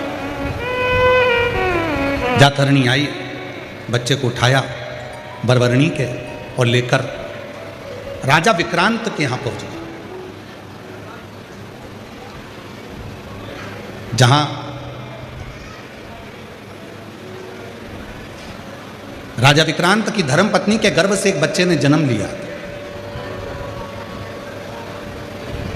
और राजा विक्रांत के यहाँ उस जातहरणी ने बरबरनी के पुत्र को ले जाकर रख दिया और राजा विक्रांत के बेटे को लेकर चली गई और वहाँ से उठाकर एक बुद्ध ब्राह्मण के यहाँ पहुँच गई। बुद्ध ब्राह्मण के यहाँ जातहरणी ने राजा विक्रांत के बेटे को रख दिया और बुद्ध ब्राह्मण के बच्चे को उठाकर ले गई और उस बच्चे को वो खा गए, उस बच्चे को खा गए। अब बरबरनी का बेटा जिसको वो लेकर चली गई थी वो तो लगा कि समाप्त हुआ, पर राजा विक्रांत के घर में जैसे ही वो बच्चे का जन्म हुआ खूब उत्सव मनाया। राजा विक्रांत को भी नहीं मालूम कि मेरा असली बच्चा तो जातहरणी लेकर चली गई है और उसे किसी ब्राह्मण के घर में छोड़ दिया है, पर राजा विक्रांत के यहाँ जन्मोत्सव मन रहा था। बच्चा बड़ा हो गया। जब बच्चा बड़ा हुआ, 7 वर्ष की आयु जब बच्चे की हुई और उसको गुरु के घर विद्याध्ययन के लिए जब भेजने लगे, तब वो बच्चा गुरु की आज्ञा से, गुरु ने कहा अपने माता पिता को प्रणाम करो, अपने माता पिता को नमन करो, प्रणाम करो। तो उस बच्चे ने फिर बोलना प्रारंभ किया। बच्चा बोला, गुरुजी आप कहते हो कि माता पिता को प्रणाम करो, तो ये बताएं कि जन्म देने वाली माँ को प्रणाम करना है कि पालन करने वाली माँ को प्रणाम करना। राजा विक्रांत को बड़ा आश्चर्य हुआ। भरी सभा में ये बच्चा क्या कह रहा है, इतनी बड़ी सभा लगी है और इस सभा में ये बच्चा क्या कह रहा है कि जन्म देने वाली माँ को प्रणाम करूं कि पालन करने वाली माँ को प्रणाम करूं। इतने में राजा विक्रांत अपनी कुर्सी से उठकर सामने आकर खड़े हो गए। राजा विक्रांत ने पूछा, क्या तुम्हारी 2 माताएं? बच्चा कहता है, एक माँ वो जिस माँ का घर छोड़कर आया हूं और दूसरी माँ ये जिसके घर में मैं आया हूं। क्या मेरी धर्मपत्नी तुम्हारी दूसरी माँ है? हाँ। वो बच्चा इतना विद्वान था जिसका नाम राजा विक्रांत ने आनंद रखा था। आनंद। शिव महापुराण की कथा कहती है कि वो आनंद नाम का जो बच्चा था, जो बरबरनी के गर्भ से जन्मा था, वो शिव का पुराना उपासक था। माँ गोदावरी के तट पर रहता था। गोदावरी के तट पर रहकर वो केवल एक काम करता था, उसने ना कभी जिंदगी में किसी देवालय को गया, ना गोदावरी के तट पर रहने के बाद वो किसी शिवालय को गया। वो तो केवल गोदावरी के तट पर रहकर एक कार्य करता था, मैं गोदावरी के जल को उठाता था और किसी एक शिला पर डाला करता था। गोदावरी के जल को भरता था और एक शिला पर डाला करता था। वो ये भी नहीं जानता था कि ये शिवलिंग है कि शिला है कि कोई देवता है कि कोई देवी है कि कोई स्थान। केवल जल भरता गोदावरी का और डालता। शिव महापुराण की कथा कहती है, माँ गोदावरी का जल एक ऐसा जल है जिसका मात्र स्पर्श कर लेने से शिव की करुणा प्रारंभ हो जाती है, शिव की कृपा प्रारंभ। माँ गोदावरी का जल एक ऐसा जल है, माँ गोदावरी का जल एक ऐसा जल है जिसका स्पर्श मात्र, जब जीव केवल गोदावरी के जल का स्पर्श मात्र करता है तो शंकर की करुणा आप रूप उस पर होना प्रारंभ हो जाती है। गोदावरी के जल की करुणा।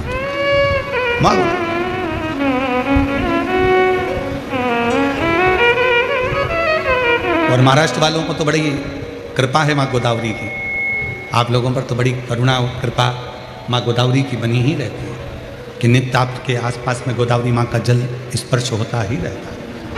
आनंद पूर्व समय में, पूर्व जन्म में गोदावरी के तट पर रहते थे। गोदावरी का जल लेकर एक शिला पर डाला करते थे, गोदावरी का जल भरकर शिला पर डाला करते थे। उनके स्मरण में नहीं था कि ये शिवलिंग है, शिला है, पाषाण है, पत्थर है, क्या है। बस गोदावरी का स्पर्श होता था और वो जल समर्पित होता था। उसी गोदावरी के जल के स्पर्श से उसके स्मरण में पूर्व का जन्म रहा और उसने पूरा पूरा चरित्र राजा विक्रांत को कह दिया कि एक जलहरणी नाम की असुरी मुझे उठाकर लेकर आ गई अपने माँ के घर से और तुम्हारे घर में रख दिया, और तुम्हारे घर के पुत्र को उठाकर ले गई, बुद्ध ब्राह्मण के घर में रख दिया, और उस बुद्ध ब्राह्मण के बच्चे को उस जलहरणी ने, जातहरणी ने खा लिया। मेरा बेटा? हाँ। कहाँ है? कहा वो बुद्ध ब्राह्मण के घर में। उसका नाम चैत्र है, उसके माता पिता ने उसका नाम चैत्र रखा, और वो बालक साधारण नहीं है।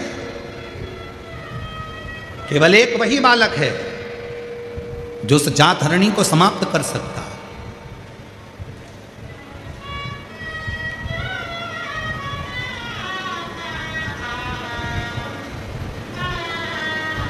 राजा विक्रांत उस बच्चे का कहना मानकर बुद्ध ब्राह्मण के घर पहुंच गए और बुद्ध ब्राह्मण के घर जाकर कहा कि महाराज ब्राह्मण देवता, आपके घर में जो पुत्र है ना, वो मेरा पुत्र है, मेरा पुत्र, मैं राजा विक्रांत, मेरा बेटा आपके घर में है। बुद्ध ब्राह्मण ने कहा यदि वो आपका बेटा है तो मेरा बेटा कहाँ गया? तो कहा उसको तो जात हरणी खा गई, जात हरणी खा गई। जैसे ही अपने पिता बुद्ध ब्राह्मण को दुखी देखा तो चैत्र उठा और उठते से ही एक कुश का भाग लेकर दौड़ पड़ा उस जात हरणी को मारने के लिए। जात हरणी हाथ जोड़कर खड़ी हो गई, तो मुझे मत मार। जिस घर में बच्चे का जन्म होगा उस घर में यदि अग्नि का प्रवेश होगा या लोहे का कोई सामान, लोहे की कोई कील, लोहे का कोई पदार्थ उस जन्म लेने वाली उस जन्मे हुए बच्चे को जिस कक्ष में रखा जाएगा उस कक्ष में अगर लोहे का कोई सामान होगा या उस कक्ष में अग्नि का प्रवेश होगा तो मैं उस कक्ष में कभी प्रवेश नहीं करूँगा। उस दिन से नियम है, बच्चे को लेकर जब माँ अपने कक्ष में आती है, स्नान करती है, तो उसको बालों को सेकने के लिए अग्नि दी जाती है, धूप दी जाती है, जिससे वो जात हरणी इसके घर में प्रवेश ना करे, कक्ष में प्रवेश ना करे। चैत्र ने छोड़ा, जात हरणी ने एक वर और मांग लिया। जब आप मुझे इतना वर दे रहे हो तो संसार में कितनी नारियां हैं, संसार में कितनी माताएं हैं। मैं जानती हूं कि मैं जात हरणी हूं, मैं बच्चों को खा जाती हूं, पर संसार में ना जाने कितनी माताएं, कितनी नारियां हैं, उनका गर्भ नहीं है, उनके गर्भ से संतान नहीं, उनके गर्भस्थता नहीं। तब कहा मैं चैत्र आज वर देता हूं, शिव की आज्ञा का मैं अनुमोदन करने वाला, शिव को भजने वाला, शंकर की स्तुति करने वाला, और जिस आनंद ने ये सारी लीला सुनाई है उसके साक्षीकरण कर कर मैं वचन देता हूं, यदि कोई नारी, कोई स्त्री श्वेत अक्षत, श्वेत पुष्प चैत्र पूर्णिमा के दिन शिव को समर्पित करती है, उसके गर्भ से संतान जरूर होती है। वो बिना संतान के रह नहीं सकते, उसको संतान की प्राप्ति जरूर है। और साधुता है पूरे आरण्य वासियों को कि वो चैत्र की पूर्णिमा, यदि आप लोग नेट पर सर्च करेंगे, गूगल पर सर्च करेंगे, तो साउथ में, दक्षिण में जो चैत्र की पूर्णिमा होती है उसे शिव झूलन पूर्णिमा भी कहते हैं। दक्षिण में कल भगवान शंकर को झूले में शिवलिंग को रखकर झुलाया जाता है। कल की जो पूर्णिमा है चैत्र की, उसको शिव झूलन पूर्णिमा भी कहते हैं दक्षिण। कल हनुमान जी की जन्मोत्सव की पूर्णिमा चैत्र। संपूर्ण देशवासियों को, संपूर्ण सनातनियों को श्री हनुमान जी महाराज के प्रागट्य की बहुत बहुत बधाई हो। शिव जी का अंश स्वरूप भगवान श्री हनुमान जी महाराज प्रकट हुए कल चैत्र। जैसे बैसाख और ज्येष्ठ 2 महीने ऐसे होते हैं जिन 2 महीने के किसी भी 2 प्रदोष पर यदि अनार का पुष्प शंकर भगवान को समर्पित करा जाता है, भगवान शिव जी को अगर अनार का पुष्प समर्पित करा जाता है तो संपदा की कमी नहीं होती, कभी वैभव की कमी नहीं होती। केवल 2 महीना ऐसा होता है, एक होता है बैसाख का महीना, एक होता है ज्येष्ठ का महीना। ये 2 महीने में कभी भी कोई सी भी 2 प्रदोष, किसी भी 2 प्रदोष को ले लो और उसमें अनार का फूल, जो अनार का फल लगता है उसमें फूल भी लगता है, अनार का यदि पुष्प, एक ही पुष्प यदि शंकर के शिवलिंग को समर्पित करा जाए तो कभी, हम तो यहाँ तक कहेंगे कि कोई बहुत छोटे से छोटा व्यक्ति है, भले हाथ गाड़ी चला रहा है, ठेला गाड़ी चला रहा है, रिक्शा चला रहा है, उसके पास धन नहीं है, बहुत कमज़ोर है, पैसा नहीं है, बहुत तकलीफ में है, बहुत दुखी है, तो हम तो उससे कहेंगे कि या तो बैसाख के महीने में या ज्येष्ठ के महीने में कोई भी 2 प्रदोष को अनार का पुष्प यदि वो समर्पित कर देता है तो निश्चित है उसके घर में वैभव संपदा बढ़ना प्रारंभ हो जाती है, कार्य में उन्नति है। एक पत्र है, अच्छा है, देखिए।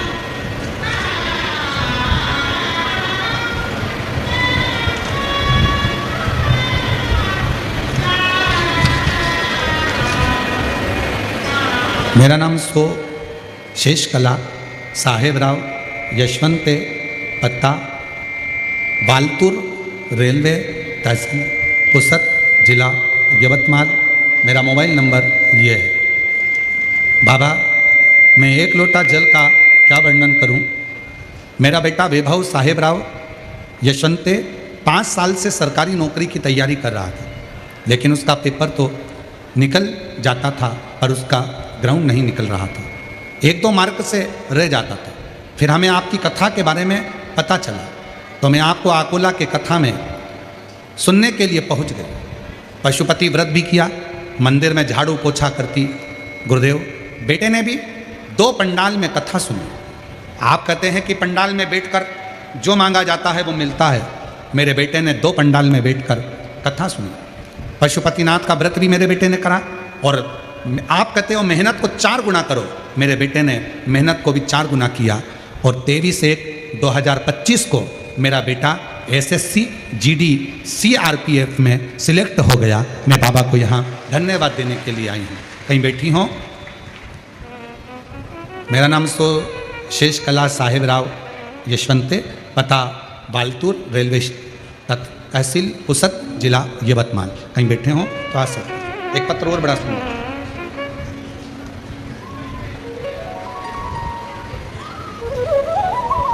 मैं अंत कला शिव शंकर रणखाब लाख तहसील ओढ़ा नागनाथ 8वां ज्योतिर्लिंग, जिला हिंगोली, महाराष्ट्र की रहने वाली हूँ। कहीं बैठी हो तो आ सकती हैं। गुरुदेव, शादी को 10 साल पूरे हो गए थे पर संतान का सुख नहीं। हर जगह दिखा दिखा कर हार गए तो भी संतान का सुख नहीं आया। गुरुजी, बाबा की कृपा से 2022 में शिव की कथा श्रवण कर कर सीहोर कुबरेश्वर धाम जाकर कंकर शंकर का पूजन किया और आपकी कथा हिंगोली, परभणी, आकोला में सुनी और बाबा की कृपा से मेरा गर्भ ठहर गया। गर्भ ठहर गया और 4 महीने का गर्भ होने पर डॉक्टर को दिखाया तो कहा कि इसकी धड़कन नहीं आई है। डॉक्टर ने कहा इसको निकाल दीजिए, परंतु कैसे? बड़ी मुश्किल से तो शिव ने दिया था। हम हैदराबाद चले गए और वहां पर भी इलाज करवाया पर किसी कारणवश संतान के सुख में कुछ तकलीफ आई। बाबा ने फिर वापस ऐसी कृपा कर दी कि उसी बच्चे को जो गर्भस्थ रखा, उसी बच्चे को बाबा ने धड़कन देकर पुनः जीवित किया। मैं बाबा को धन्यवाद देने के लिए आई हूँ। इतना संघर्ष किया है गुरुदेव और बाबा की कृपा से आज शिव जी की कृपा से मेरा बच्चा पूर्ण तरह से स्वस्थ है, जो 10 साल बाद मुझे बाबा ने दिया है। कहीं बैठे हों तो आ सकते हैं। एक पत्र और बड़ा सुंदर है। गुरुदेव,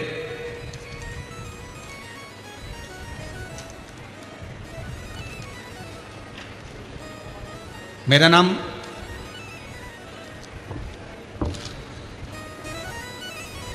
नाम आकाश दिलीप नलगे, उम्र 25 साल। पढ़ के बता दे रहा क्या लिखा है। दिगरासा, जीजा माता नगर, तहसील दिगरासा, जिला यवतमाल के रहने वाले हैं। कहीं बैठे हों तो आ सकते हैं। मैं आकाश की माँ हूँ। धन्यवाद। मेरा नाम आकाश है।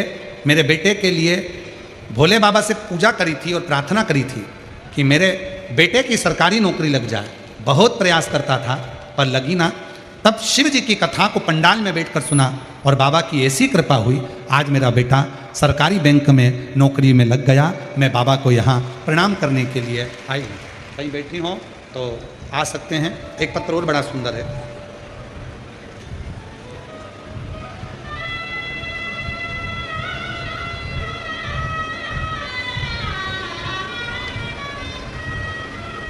दीपाली ज्ञानेश्वर खंडबे, रहने वाले सावंगी खुर्द, दिग्रस, जिला यवतमाल, महाराष्ट्र की रहने वाली हूँ। मेरी छाती में एक गठान हो गई, 3 गठान हो गई थी। उस गठान को डॉक्टर ने निकाला और उसको लैब में भेजा। तब डॉक्टर बोले कि आपको कैंसर है और वो भी 4 का है। मैं घबरा गई। छाती को निकाला गया, सारा इलाज चला, पर डॉक्टर ने कहा कि ये कैंसर तो पूरे शरीर में फैल चुका। डॉक्टर ने जब जवाब दिया, तब किसी के कहने पर शंकर के मंदिर में भेजती, जल मंगवाती, उसको पीती और शरीर पर लगाती। डॉक्टर ने तो थोड़ा सा समय दिया था गुरुदेव, 2023 डॉक्टर ने थोड़ा सा समय दिया था, कुछ महीने, पर आज बाबा की कृपा से 2026 में भी अगर बैठी हूँ तो शिव की कृपा से जीवित बैठी हूँ। शंकर ने मुझे संभाल लिया। मैं शिव को नमन करती हूँ, प्रणाम करती हूँ। ये शिव तत्व, ये शंकर कहीं बैठे हों तो आ सकते हैं। और जो जैसी भावना लाया वो वैसा ही फल पाया, नहीं खाली उसे लौटाया, वो मन ही मन हर्षाया। सब बोलेंगे कर दिया माला माल काशी वाले, लुटा दिया भंडार काशी वाले, लुटा दिया भंडार काशी वाले, कर दिया माला माल काशी वाले। शिव कथा कर रही है। विक्रांत अपने पुत्र को लेने के लिए, अपने बेटे को विक्रांत चित्र को लेकर आता। जो बालक जातरणी ने उठाकर विक्रांत के घर पर रख दिया था, उस बालक को विक्रांत ने हाथ जोड़कर नमन कर, उसका आदर कर, सत्कार कर, उसको निवेदन कर, उसके घर पर वो बालक था जिसका नाम आनंद है। आनंद, तुम अपने माँ बरबरणी के पास, अपने पिता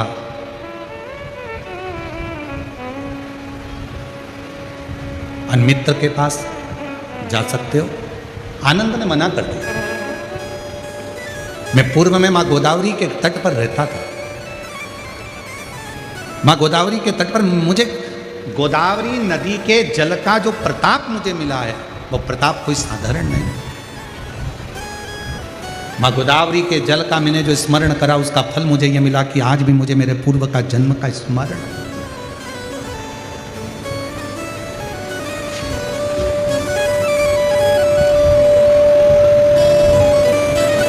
मेरे पूर्व के जन्म का मुझे आज भी स्मरण है। और मैं पुनः वापिस अपनी मां बरबरणी के पास में, अपने पिता अनमित्र के पास में नहीं जाऊंगा। अब मैं सीधे वन में जाऊंगा। और वही आनंद महाकाल वन में पहुंच गया। तब मैं डूब गया, साधना में डूब गया। शिव की इतनी भक्ति करी, इतनी भक्ति करी, इतना स्मरण किया कि बाबा देवादिदेव महादेव ने आनंद को दर्शन दिया। आनंद को दर्शन, और आनंद को जो दर्शन दिया, मांगो आनंद, तुमको क्या चाहिए? शिव ने पूछा। आनंद ने मना कर दिया, मुझे ये भोग और विलास की वस्तुएं नहीं, मुझे साज और श्रृंगार नहीं, मुझे कोई वस्तु नहीं, मुझे कोई सामग्री नहीं, मुझे कोई सामान नहीं। अगर देना चाहते हो तो आप जो आज मुझे दर्शन देने के लिए यहाँ आए हो, इसी स्वरूप में यहीं पर आप रह जाओ। भगवान शंकर एक शिवलिंग की आकृति में वहाँ विराजमान हो गए, और शिव जी ने अपना खुद का नाम आनंदेश्वर महादेव रख दिया। आनंदेश्वर।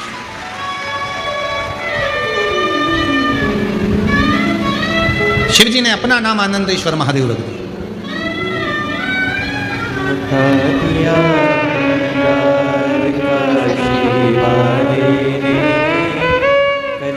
शंभू 10 वर्ष के बाद हुआ है। एक बार जोरदार ताली। प्रणाम प्रणाम।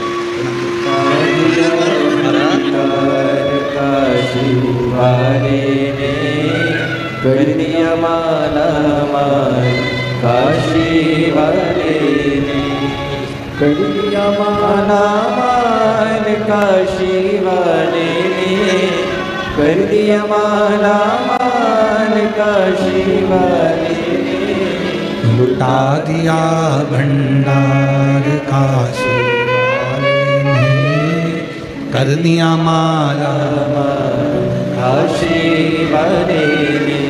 शिव जी आनंदेश्वर महादेव के रूप में विराजमान शंकर महाराज आज भी शिव महापुराण की कथा वर्णन करती है। जो बच्चे पढ़ने बैठे हैं, विद्याध्ययन करने बैठे हैं, और यदि पढ़ने के बाद उनके विवेक में, बुद्धि में वो चीज़ नहीं बैठ रही है, याद नहीं रह रहा, तो दो महादेव ऐसे हैं जिनका स्मरण करना चाहिए। एक है कपिलेश्वर महादेव और दूसरे हैं आनंदेश्वर महादेव। और माताओं से निवेदन है, जितनी भी मेरी माताएं बैठी हैं, जितनी मेरी जीजियाँ बैठी हैं, जितने मेरे जीजा बैठे हैं, जितनी मेरी बेटियाँ बैठी हैं, जितने मेरे बुजुर्ग माँ बाप बैठे हैं, उनसे निवेदन करो, मान लो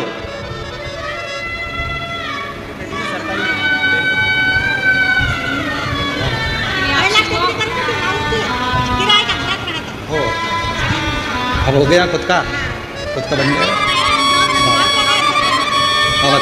अब हो एक बेटे का सरकारी नौकरी लगा है। एक बार जोरदार ताली बजाकर स्वागत करें। स्मरण रहे, स्मरण, प्रत्येक माता को स्मरण में रहना चाहिए। आप बच्चे से कहती हो पढ़ पढ़ पढ़ पढ़ पढ़, पढ़ता नहीं। आप उसके पीछे पड़ जाती हो, वो पढ़ता नहीं। पढ़ भी लेगा तो याद रहता नहीं, स्मरण नहीं करता। खुद बैठो, बच्चा कितना भी ट्यूशन चले जाए, कितनी भी कोचिंग चले जाए, कितने भी अच्छी कोचिंग में जाकर पढ़ ले, पर प्रत्येक घर की माता को, प्रत्येक घर के पिता को एक काम करना चाहिए, कम से कम 15 मिनट, 20 मिनट, आधा घंटा अपने बच्चों को पढ़ाने के लिए जरूर बैठना चाहिए। कई माताएं कहती हैं गुरुजी हमने ट्यूशन लगा दी, कोचिंग लगा दी, भले लगा दो, अपना बेटा है, तुम्हें नहीं आता ज़्यादा पढ़ाना, फिर भी उसके पास बैठो, वो कॉपी लेकर बैठेगा, पढ़ेगा। जितनी देर बैठ सकते हो उसके पास बैठो थोड़ा। और एक काम जरूर करो, उसको अच्छी विद्या अध्ययन कराओ, पढ़ाओ। साथ में आनंदेश्वर महादेव, कपिलेश्वर महादेव, दोनों का नाम लेकर थोड़ा सा जल शिव जी को चढ़ाओ, और वो जल उस बच्चे को जरूर पिलाओ जिसकी बुद्धि में, जो याद करता है भूल जाता है, या पढ़ने में मन नहीं लगता, ध्यान नहीं लगता, खेलने में मन लगता है, ज़्यादा ध्यान पढ़ाई में नहीं जाता, उसको आनंदेश्वर महादेव और कपिलेश्वर महादेव, ये दो ऐसे हैं। आनंदेश्वर महादेव, आनंद वो बालक जो जन्म लेते से ही अपनी माता को ज्ञान देते हैं, और कपिलेश्वर महादेव, कपिल मुनि, वो जो जन्म लेते से ही अपनी माता देहूति को ज्ञान देते हैं। ये दो विद्वत्ता के विषय, विद्वत्ता के दोनों। कौन कौन से महादेव हैं? पहले जम के बोलो, आनंदेश्वर महादेव, दूसरे कपिलेश्वर, आनंदेश्वर और कपिलेश्वर। ये बच्चे नहीं चाह सकते, आपने पढ़ा ही नहीं इसको, लो इसको नाम प्रणाम करो। आप ही रख दो कुछ नाम। अब 4 साल के हो तो नाम तो रखना, 1.5 साल के नाम रखो। शंभू प्रणाम कर, प्रणाम कर, प्रणाम कर शंभू। 4 साल के बाद हुई है, एक बार जोरदार ताली बजाओ। शंभू बेटे का सरकारी जॉब लगा है, बहुत बहुत साधुवाद, बधाई, खुशी हो मनाओ। तो लग गया जॉब है, अब एक बेटे को देना है। आपकी कृपा से बस आपकी तो अच्छी नहीं हाँ, ना। एक बेटे के लिए जाओ। बेटा पुरिया में है। शिव कथा कह रही है, 2 महादेव ऐसे हैं, एक आनंदेश्वर, एक कपिलेश्वर, जो बुद्धि प्रखर करते, बुद्धि प्रबल करते।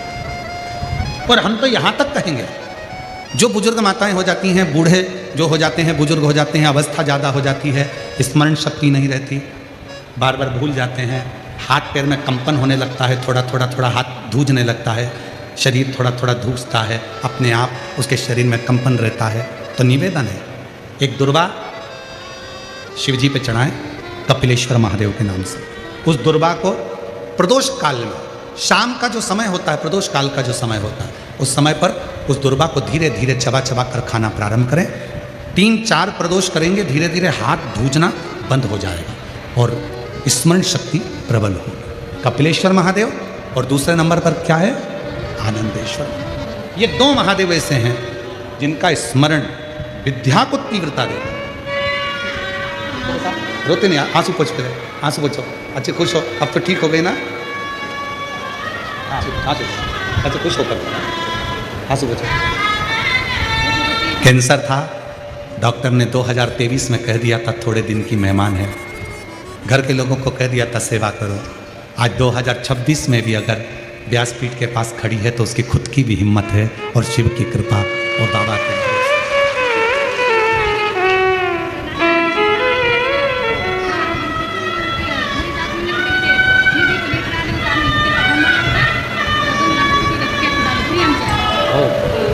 ठीक है ना,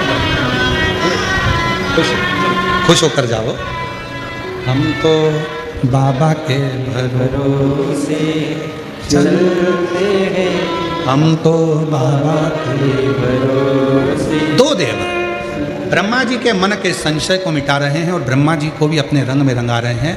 ऐसे भगवान नारायण, ब्रह्मा और शिव तीनों की सुंदर झांकियां पधार रही हैं। जोरदार ताली बजाकर स्वागत करिए। हर हर। सुंदर आज कथा का 2-3 दिवस विराम रहा। आज भी साउंड अच्छा नहीं चला। आशीष जी को हमने कल भी कहा था साउंड को बदलने के लिए, और समीर जी को भी सूचना करी है।